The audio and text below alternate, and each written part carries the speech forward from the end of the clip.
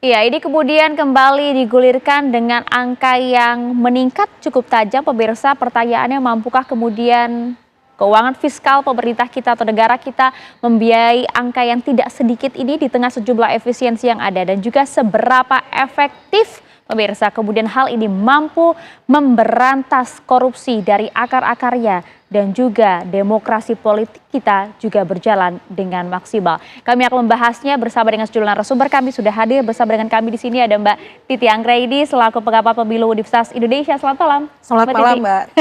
Terima kasih sudah hadir, Mbak, jauh-jauh ke sini. Dan juga kami sapa juga sudah bergabung bersama dengan kami. Ini ada Arya Bima, Wakil Ketua Komisi 2 DPR RI. Selamat malam, Mas Bimo.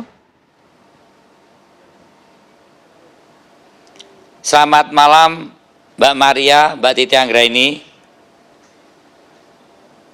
Baik, terima kasih banyak pemirsa. Dan kami juga masih akan menunggu bergabungnya Wamendagri untuk bisa bergabung sama kami. Ada Pak Wamendagri Bima Arya Sugiarto. Kami ke Mbak Titi terlebih dahulu. Mbak Titi, melihat wacana ini, kita tahu memang pendanaan partai politik sudah bergulir ya. Tapi saat ini diusulkan kembali dengan angka yang cukup besar.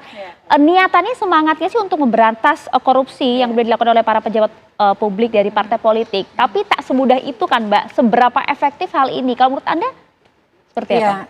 Soal efektif atau tidak tentu harus diuji cobakan. Kalau saya percaya bahwa tidak ada panacea atau obat yang paling mujarab untuk mengatasi korupsi kecuali komitmen dari semua pihak dan semua elemen.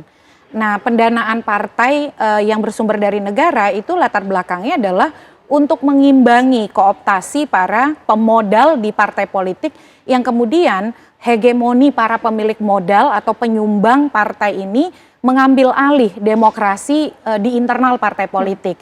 Jadi dari pengalaman di beberapa negara demokrasi maju, misalnya negara-negara di Skandinavia ya, Eropa Barat atau Kanada, begitu Jepang dan lain-lain, ternyata signifikansi alokasi dana negara untuk partai politik itu bisa tadi pertama mengimbangi dominasi para pemilik modal di dalam pembiayaan partai. Yang kedua, lebih mampu mendorong tata kelola keuangan partai yang terbuka, transparan, dan akuntabel.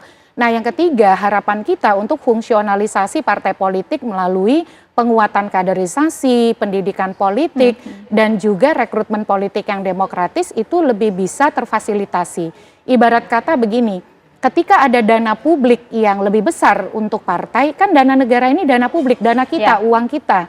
Maka kemudian partai juga dituntut untuk mengelola dana tersebut dengan lebih akuntabel dan anti korupsi. Dengan peruntukan-peruntukan yang lebih sejalan dengan fungsi yang dijalankan oleh partai. Tapi sekali lagi, alokasi dana negara untuk partai ini bukan tiket gratis. Jadi gagasan soal memperkuat alokasi dana negara untuk partai itu bukan gagasan baru, gagasan sejak lama yang didukung oleh misalnya KPK, BRIN, dulu masih LIPI ya, dan sejumlah kelompok masyarakat sipil termasuk misalnya Perludem. Tetapi proposalnya bukan hanya meningkatkan. Jadi peningkatan alokasi dana negara untuk partai juga disertai mekanisme pengelolaan yang tadi terbuka, akuntabel, dan anti korupsi. Nah, itu dia, artinya semangatnya sebenarnya Anda sepakat ya begitu. Tapi banyak pertanyaan di sana, mampukah kemudian partai politik ini bisa memberikan pembiayaan dan juga keuangan mereka secara demokratis, tadi akuntabel dan juga anti korupsi. Langsung saja kita tanyakan kepada Mas Bimo. Mas Bimo, kalau Anda melihat ide ini seperti apa? Dan juga pertanyaan Mbak Titi tadi, bagaimana Mas, mampu tidak sih para partai politik ini betul-betul menjabarkan keuangan parpol, dapur mereka secara anti korupsi, akuntabel dan juga transparan? Mas Bimo. Iya, saya sepakat dengan apa yang tadi sedikit disinggung sama Mbak Titi Anggraini ya. Dan KPK juga background kenaikan ini dasarnya melakukan kajian tentang partai politik dalam pembiayaan sebelum momen pemilu, baik itu pileg, pilpres dan pilkada. Yang mana saya justru akan menarik ke belakang lagi, dan itu juga bidang dari Mbak Titi. Kita kan pengen bahwa demokrasi ini akan semakin berjalan, maju tidak mundur. Kualitas demokrasi ini kan akan semakin bagus dan baik, baik secara prosedural maupun secara substansial dalam wujud kesejahteraan rakyat kalau ditumpang oleh partai yang berkualitas. Partai yang berkualitas selain organisasi, leadership, ideologi, salah satu adalah mengenai soal pembiayaan. Justru yang saya akan kejar ke KPK dan juga para lembaga kajian termasuk ICW, kita jujur nggak sih Republik ini, negara ini, pada saat kita memilih berdemokrasi, konsekuensi dari kita berdemokrasi itu biayanya berapa secara keseluruhan. Ini kan belum ada ini. Kita mau transparan, mau akuntabilitasnya jelas, tapi saya sendiri sebagai orang partai politik yang sudah 5 kali duduk di DPR, belum pernah mendengar sebenarnya kita berdemokrasi itu biayanya berapa untuk partai politik, untuk momen-momen pilkada, pileg, pilpres, pembinaan partai politik. Sampai saat ini kita belum ngerti, ya. Kalau biayanya berapa ketemu, jumlahnya total secara nasional, kita akan bicara siapa yang membiayai di dalam kita berdemokrasi. Yang salah satunya adalah instrumen partai politik. Jadi menurut saya setuju ada kajian dulu. Jatuhnya apakah kurang atau lebih atau terlalu besar, itu akibat adalah kajian dari biaya itu sendiri. Saya sepakat kemandirian partai politik yang harus transparan, akuntabel, yang tidak harus ditumpangkan pada anggaran pendapatan dan belanja negara, asalkan partai politik itu diberi aturan untuk mendapatkan pendanaan pembiayaan partai politik yang transparan, akuntabel. Misalnya hari ini dilarang partai politik membuat perusahaan, dilarang partai politik melakukan berbagai hal. Banyak dilarang-dilarangnya. Terus dari mana untuk mendapatkan Mas pembiayaan? Bimo. Sampai di sana dulu Mas Bimo. Tugas Mbak Titi dan ICW serta mohon maaf sampai di sana dulu. Kalau gitu langsung saja dijawab pertanyaan-pertanyaan Anda tadi, karena berhubung sudah tersambung bersama kami ada Wakil Menteri Dalam Negeri, ada Mas Bimo Arya Sugiarto. Selamat malam Pak Wamen. Selamat malam Maria.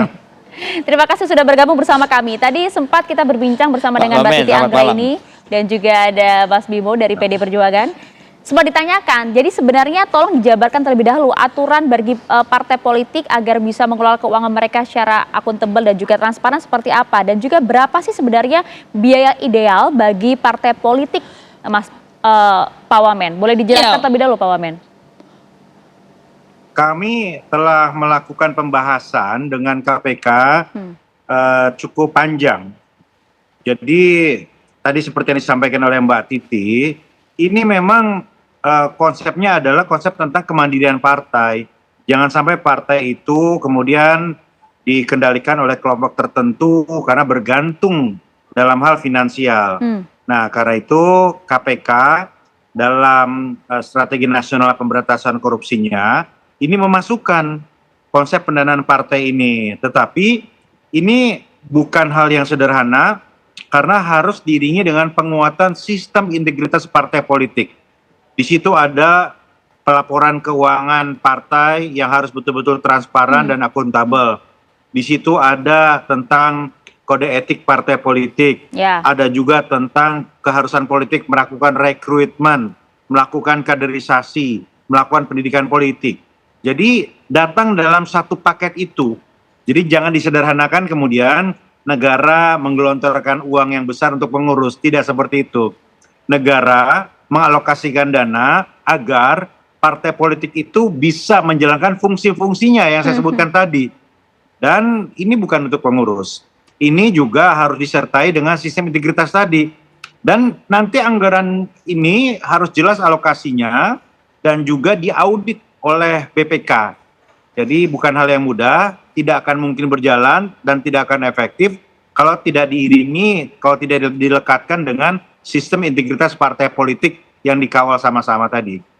Ya itu dia, dan juga ditanyakan tadi aturannya sebenarnya seperti apa sih untuk kemudian para partai politik dapat memperoleh pendanaan begitu Pak Wamen? Banyak nggak bolehnya itu kata saya ya? sebutkan tadi. Ya sekarang kan begini, nanti dihitung berdasarkan kursi yang diperoleh. Oke. Ya, katakanlah sekarang misalnya Rp1.000 satu kursi, nanti dinaikkan sehingga berapa tergantung kapasitas fiskal negara, kemampuan negara berapa, dan berdasarkan kesepakatan juga dengan partai politik. Di setiap tingkatan akan berbeda, di kota, kabupaten, provinsi, dan nasional seperti apa. Dan kemudian nanti uangnya akan langsung disampaikan kepada partai politik dengan catatan-catatan tadi. Harus ada sistem integritas partai politiknya. Jadi publik ini semestinya bisa mengakses juga dana itu berapa, penggunanya untuk apa saja, siapa yang bertanggung jawab, dan barang siapa partai yang kemudian tidak memenuhi sistem ini, maka akan dihukum secara elektoral. Bisa saja kemudian kalau keuangannya tidak dipertanggungjawabkan dengan jelas, maka akan bisa berujung pada pidana. Jadi hukumannya bisa hukuman sosial, bisa juga hukuman pidana apabila memang memenuhi unsur-unsur pidana. Pak Wamen, artinya ini kemandirian partai politik yang berintegritas, harapan seperti itu. Tapi kita ingin konkretnya, Pak. Kita ingin hitung-hitungan dana untuk partai politik yang ideal nanti akan seperti apa? Secara kasar saja. Mohon dijawab, tapi usai jeda. Sesaat lagi ya. Kami akan kembali untuk Anda. Menjadi faktor utama menurut saya sehingga terjadi korupsi yang masih cukup masif. Kenapa? Dengan sistem politik yang ada saat ini,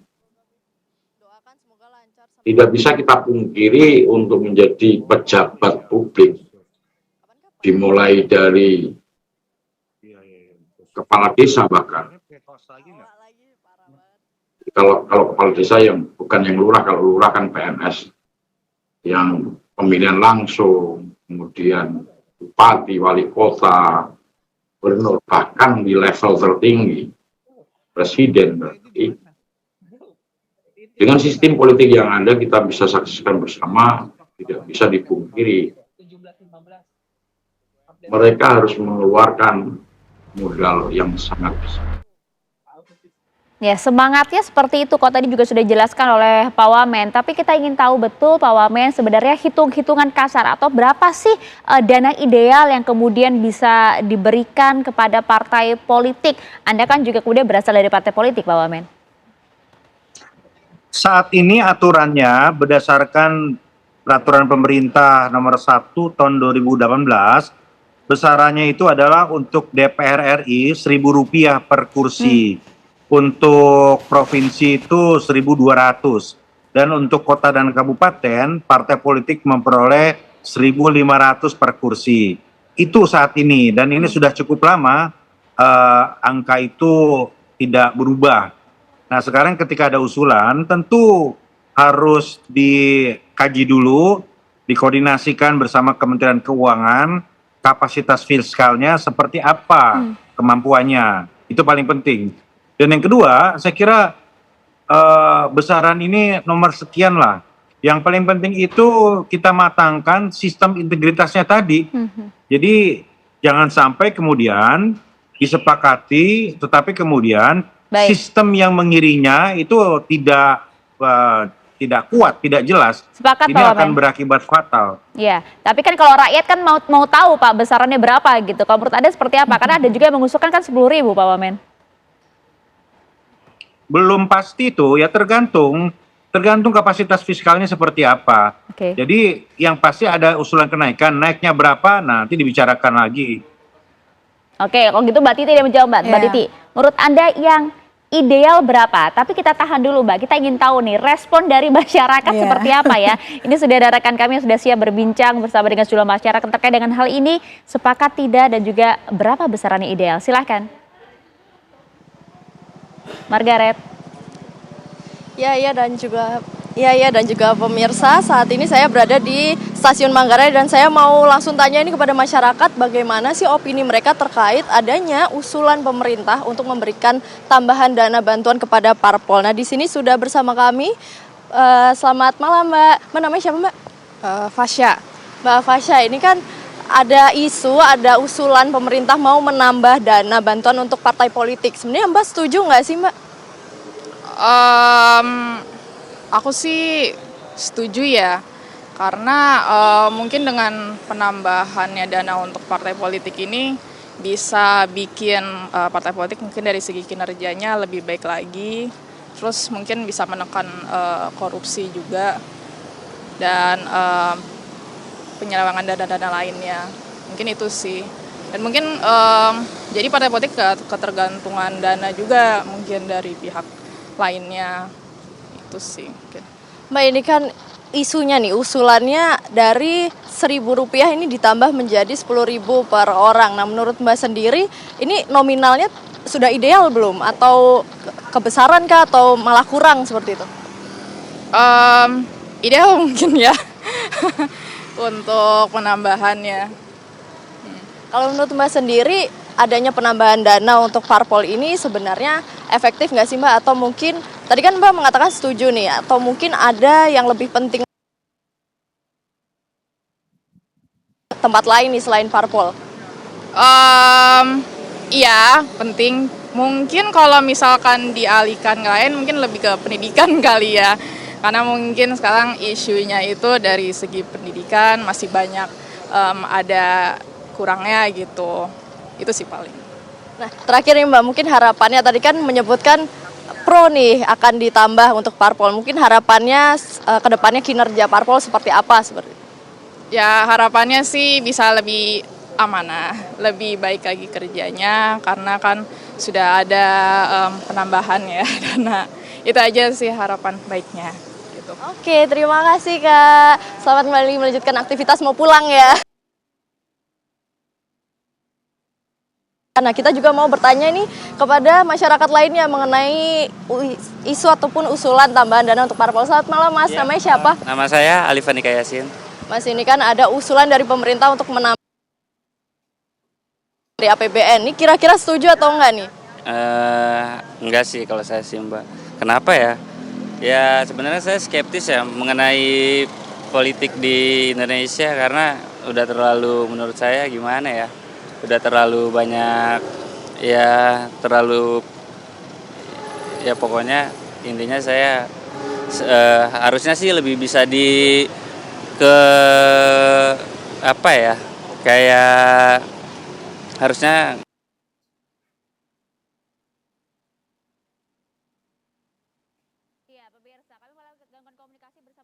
Margaret yang sudah bertanya kepada sejumlah masyarakat, tapi paling tidak kita tahu betul ya, ada yang memang mengamini semangat yang ada begitu ya Mbak, agar kemudian korupsi bisa paling tidak diminimalisir, kinerja partai juga lebih maksimal, kemandirian partai juga ada, tapi di sana ada pula yang kemudian menyaksikan Mbak. Ya, kalau menurut Anda sebenarnya hitung-hitungan yang pas ya kan, sama-sama ideal dan juga win-win solution kalau kita bilang. Iya, kalau angka yang sekarang ini kan dana negara untuk partai atau banpol bahasanya itu, bantuan keuangan negara untuk partai politik, itu bervariasi dari partai yang punya kursi di DPR, DPRD provinsi, DPRD kabupaten kota. Tadi Pak Bima Arya sudah menyebutkan kalau DPR itu kan Rp1.000 per suara sah. Contohnya PDIP itu mendapatkan suara sah di pemilu DPR yang lalu sekitar 25.300.000 sekian. Nah, PDIP setiap tahunnya akan mendapatkan 25 miliar. Kemudian Golkar 23 miliar, Gerindra 20 miliar sekian, karena dikalikan dengan Rp1.000. Kalau dinaikkan menjadi 10.000 kan berarti PDIP menjadi 250 miliar ya. Tantangan terbesarnya dalam situasi hari ini adalah bagaimana pemerintah mampu meyakinkan bahwa proposal ini akan berkontribusi bagi penguatan partai politik dan demokrasi di internal partai. Sepakat. Tadi misalnya soal SIPP, Sistem Integritas Partai Politik, itu harus lebih banyak dikemukakan sebagai satu paket yang melekat kepada skenario peningkatan dana negara untuk partai. Kalau kami sendiri, misalnya ketika saya bersama Perludem, itu sempat mengusulkan kenaikan secara gradual, yaitu di mana setidaknya 30% dari kebutuhan partai itu ditopang oleh dana negara. Nah, tetapi kan kita harus tahu dulu rata-rata kebutuhan partai berapa. Dulu di tahun 2020 kami sempat menghitung 6.400 per suara sah, itu 2020. Lalu KPK juga mengusulkan kenaikan secara gradual dengan tadi ya melekat pada proposal sistem integritas partai politik. Kalau saya pribadi kenapa mendukung misalnya signifikansi alokasi dana negara untuk partai, karena hari ini partai adalah produsen utama untuk pengisian jabatan-jabatan strategis negara ini. Jadi kalau partai bisa dipastikan mampu mengkader figur-figur terbaik yang akan menjadi presiden, anggota DPR, menjadi menteri misalnya ya, atau kemudian posisi-posisi publik lainnya, DPRD, kepala daerah, itu kan sebenarnya investasi juga untuk rakyat. Karena kita mendapatkan pejabat publik yang berkualitas, yang mampu bekerja baik, dan yang paling penting bukan disetir oleh cukong. Kalau sekarang pendanaan partai, kan partai sekarang terima dana dari 3 sumber. Iuran anggota, sumbangan, baik dari individu ataupun badan hukum. Kalau individu maksimal 1 miliar, kalau badan hukum maksimal 7,5 miliar. Tapi sumbangan dari pengurus partai itu tidak ada batasannya. Jadi kalau saya pengurus partai, saya punya 30 miliar, saya mau kasih semua ke partai, bisa. Bisa aja. Nah, yang ketiga baru dari dana negara. Ternyata partai ini paling besar dibiayai oleh donatur yang sumbangan para pihak tadi, baik pengurus ataupun individu dan badan hukum eksternal. Iuran anggota di partai hampir semua tidak berjalan, kecuali iuran anggota DPR, DPRD, dan kepala daerah yang dari partai. Mungkin Mas Bima juga, Kang Bima juga bayar iuran ya untuk partai. Jadi kita ingin membuat partai ini tidak dikendalikan oleh yang punya puluhan miliar, ratusan miliar. Ya? Memang selama ini seperti itu, Mbak? Faktanya begitu. Tapi kan lagi-lagi karena tadi ya sumbangannya dianggap dari individu-individu non-negara, makanya kadang-kadang ada resistensi, ini tidak mau diatur lebih dalam untuk kepentingan demokrasi internal. Langsung saja, Mas Bimo, betul demikian Mas Bimo? Betul sekali apa yang disampaikan oleh Mbak Titi. Jadi ini harus dipahami secara utuh. Partai itu penting karena lewat partai lah ada bupati, wali kota, gubernur, anggota DPRD sampai DPR. Lewat partai lah kemudian banyak juga yang menempati posisi-posisi strategis begitu. Jadi sangat strategis. Nah, untuk melakukan fungsi-fungsi kaderisasi dan rekrutmen itu, partai kan butuh biaya. Kalau yang membiayai itu kelompok tertentu dan kepentingan tertentu, maka bisa dibayangkan kualitasnya seperti apa, produknya, kadernya. Nah, karena itu perlu biaya. Nah, pilihannya sekarang biaya itu dari mana? Iuran anggota, kemudian donatur, atau negara. Di Amerika sebagian besar lewat donasi atau swasta. Dan kemudian maka akan ada intervensi terhadap partai misalnya.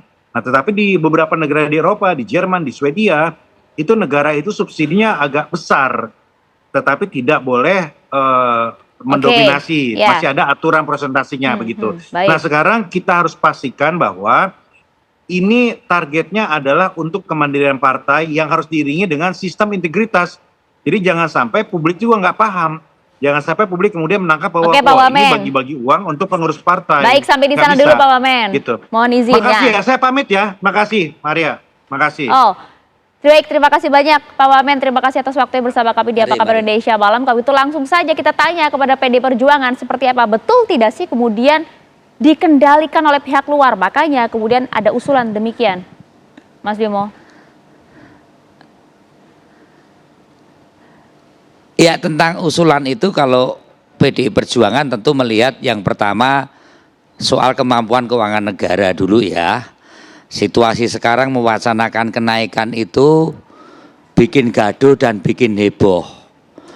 Lihat pada saat ini diumumkan komen-komen di media sosial, situasinya tidak tepat dan komennya pasti negatif. Apalagi persepsi publik saat ini terhadap partai politik dengan turunnya indeks demokrasi juga tidak mengalami suatu peningkatan. Jadi menurut saya memang rasional masuk akal menaikkan dana parpol, tapi timingnya, waktunya, kemampuan keuangan negara saat ini kan situasi APBN baik penerimaan dan belanja ini kan sangat situasinya tidak normal, ada goncangan politik yang berat. Yang kedua, saya sepakat untuk transparansi dan akuntabilitas penggunaan uang APBN itu sudah ada aturan undang-undangnya. Seperti belanja KL, belanja kementerian, transfer daerah, juga kalau toh partai politik sekarang mendapatkan bantuan, itu pun harus dipertanggungjawabkan secara transparan dan akuntabel dari sisi keuangan.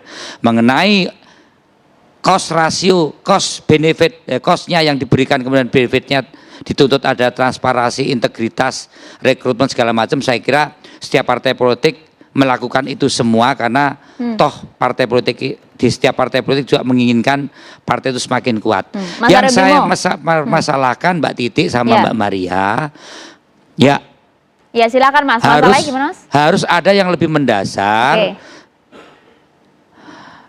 Bagaimana Mbak sebenarnya finance engineering demokrasi ini yang seperti apa yang mau kita buat? Gini loh, jangan membangun suatu sistem yang munafik. Pengeluarannya sebenarnya begitu besar, tetapi proses pemasukannya tidak dihitung oleh publik atau oleh sistem undang-undang yang ada. Kalau memang negara mau membantu, namanya juga membantu, tidak men-take over biaya. Kalau kebutuhannya 100, bantuan kan 20% atau 30%.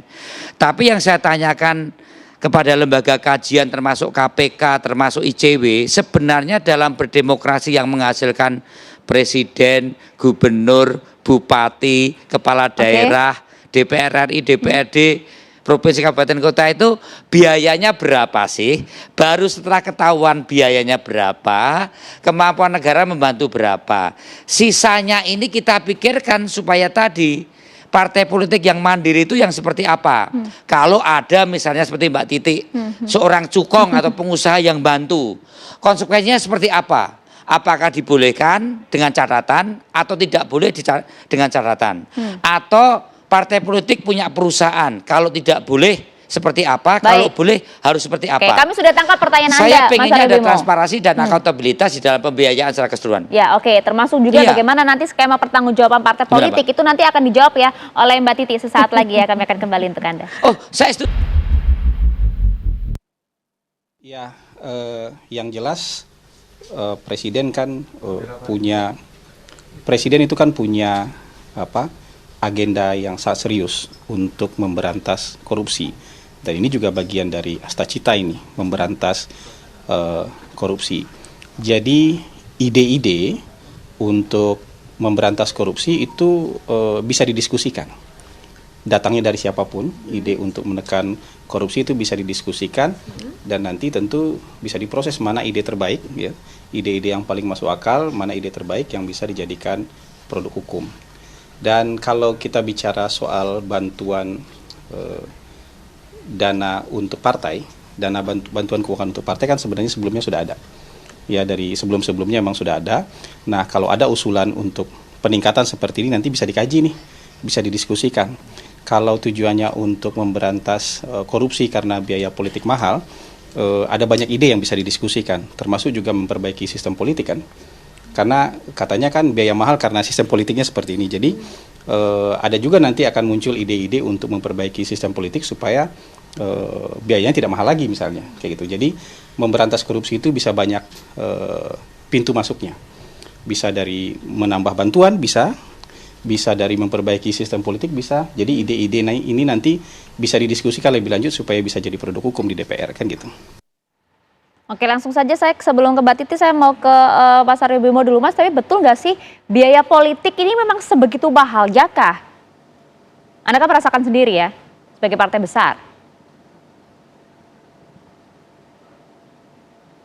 Iya, Mbak. Jadi biaya politik ini bagian daripada biaya dalam kita mengambil cara kita dalam mengambil sistem berdemokrasi. Saya jamin yang namanya biaya bantuan partai politik yang akan disalurkan ke partai politik tidak akan ada yang dikorupsi. Karena yang namanya biaya untuk terkait dengan pembinaan di partai politik sendiri itu sangat demikian besar. Bukan berarti bantuannya tidak ada artinya, dan saya sepakat bahwa bantuan itu harus dipertanggungjawabkan sesuai dengan aturan perundang-undangan dalam akuntabilitas dan transparansinya.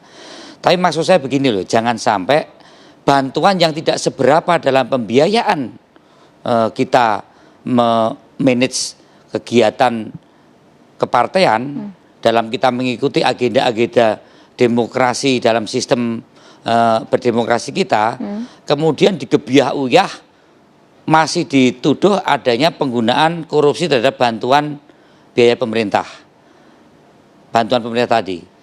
Maka tadi saya sepakat dengan KPK, ini adalah merupakan hasil kajian Nah, kajian ini hendaknya diperluas, Oke. baik itu KPK, ICW, lembaga-lembaga NGO dan penggiat demokrasi.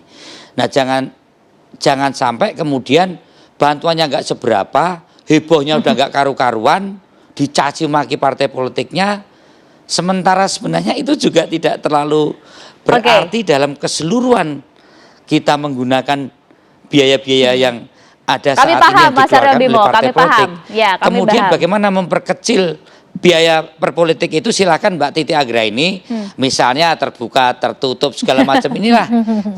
Jangan sampai gini, Mbak Titi membuat satu konsep berdemokrasi yang demikian mahal, tapi dalam urusan pembiayaannya Mbak Titi tidak merumuskan sebenarnya biaya demokrasi juga mahal. Langsung Dan dijawab siapa dulu. yang menanggung biaya itu juga tidak dijelaskan secara transparan. Saya kira itu. Terima kasih. Mbak Titi.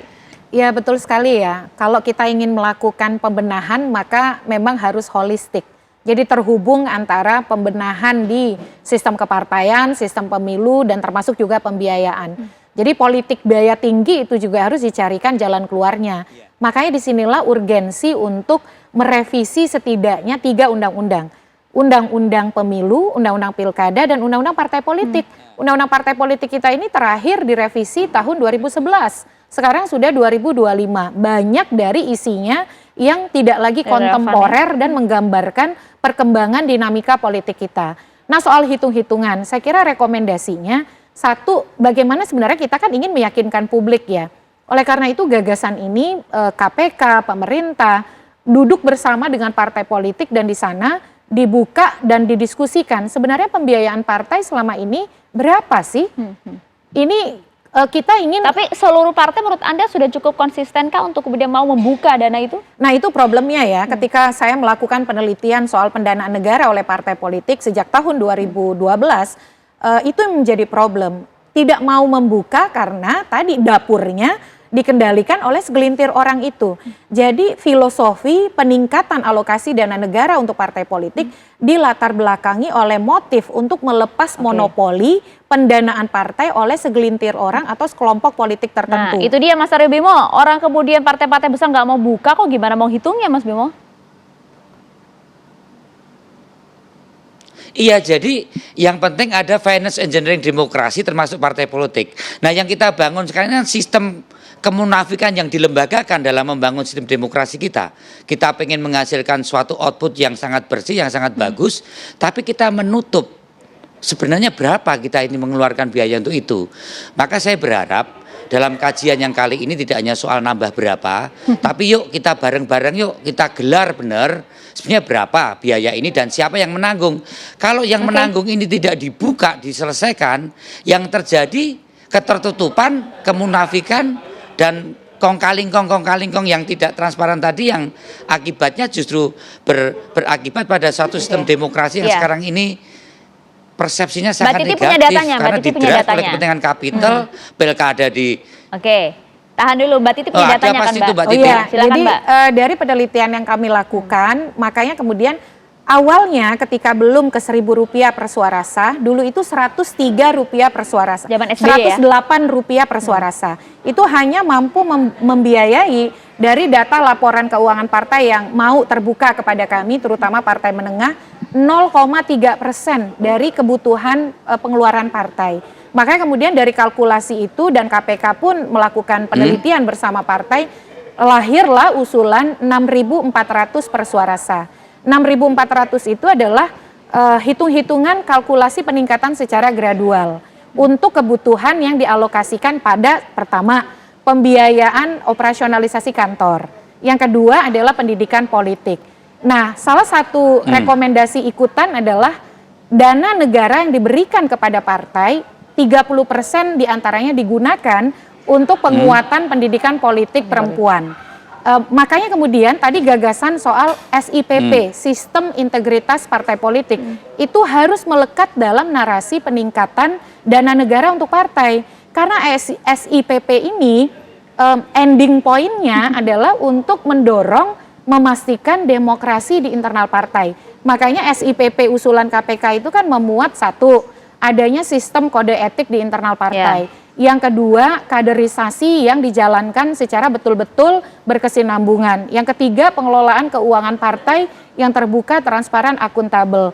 Yang keempat, demokrasi di internal partai dalam pengambilan keputusan dan juga penentuan agenda-agenda partai. Terakhir, soal rekrutmen partai politik. Jadi saya kira kalau ini konsisten, tentu saja dana negara untuk partai yang disertai skema pengawasan ya. Pengawasannya juga harus ada. Itu dia. Menyalahgunakan dana negara artinya kan tindak pidana korupsi. Katanya dipastikan tidak ada korupsi sama sekali kok di biaya itu. Iya, masalahnya selama ini ada beberapa yang disalahgunakan. Oleh karena itu proposal peningkatan dana negara untuk partai juga harus disertai oleh penguatan skema pengawasan. Saya kira begini ya, ini langkah yang dipilih oleh sejumlah negara ketika mereka ingin memastikan partai itu berfungsi untuk publik. Karena dana negara adalah dana publik, makanya kemudian akuntabilitas itu menjadi salah satu paket yang menyertai. Jadi bukan sesuatu yang tiket gratis, lotre begitu ya. Jangan menganggap ini tidak ada maksud tujuan yang bisa berdampak pada peningkatan kualitas partai dan juga fungsi representasi dari partai. Begitu Mas Bimo? Ya, saya sepakat keinginan kita untuk meningkatkan kualitas partai karena itu sangat berpengaruh sekali dalam kita membangun demokrasi untuk semakin bisa maju. Namun harus juga diingat Mbak bahwa ada independensi partai politik yang mana itu adalah batas-batas yang merupakan wilayah-wilayah dalam konteks independensinya. Saya hanya sepakat tadi yang terkait dengan akuntabilitas penggunaan dana itu harus transparan dalam artian cost rasionya itu seperti apa, jumlahnya berapa, dan benefit rasio yang dituntutkan dengan dana itu berapa. Misalnya tadi, dana itu untuk kegiatan pembinaan kaderisasi, kemudian juga untuk rekrutmen, juga untuk sekretariatan partai.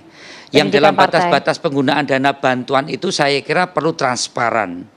Tapi partai mempunyai satu independensi yang mana outputnya bisa dijadikan sebagai penguatan demokrasi, tapi by proses di dalam hal-hal yang terkait dengan membangun kesadaran ideologi, politik, organisasi, juga kaderisasi, sistem kurikulum, ada sesuatu yang memang itu menyangkut hal-hal yang lebih pada independensi.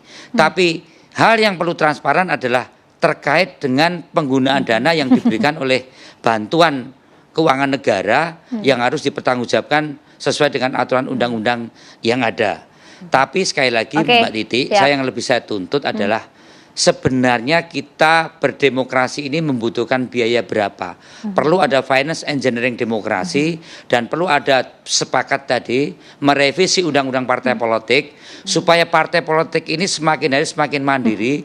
Kalau perlu tidak perlu ada bantuan keuangan negara, tetapi diberikan celah-celah untuk partai itu mandiri, termasuk pendukung-pendukung funding itu diberikan ruang-ruang hukum untuk lebih bisa transparan dan semakin bisa tidak menjadi pengendali atau pengusaha yang menggunakan partai politik hanya sekedar untuk memperkuat kapital atau usahanya, saya kira itu. Iya kan, dan itu dia kan sebenarnya tujuan negara kemudian memberikan banpol ini kan, dan juga mohon maaf sekali karena waktu kita singkat, harapannya memang sistem integritas dari partai politik itu kemudian bisa diperkuat di sana. Bagaimana kemudian juga skema pertanggungjawaban dari partai politik yang memang kita akui ada independensi di sana, tapi juga bisa dipertanggungjawabkan bagi rakyat. Mungkin nanti kita gelar diskusi lainnya ya. Terima kasih banyak Mbak Titi, Mas Aryo juga terima kasih waktunya bersama kami di Apa Kabar Indonesia Malam.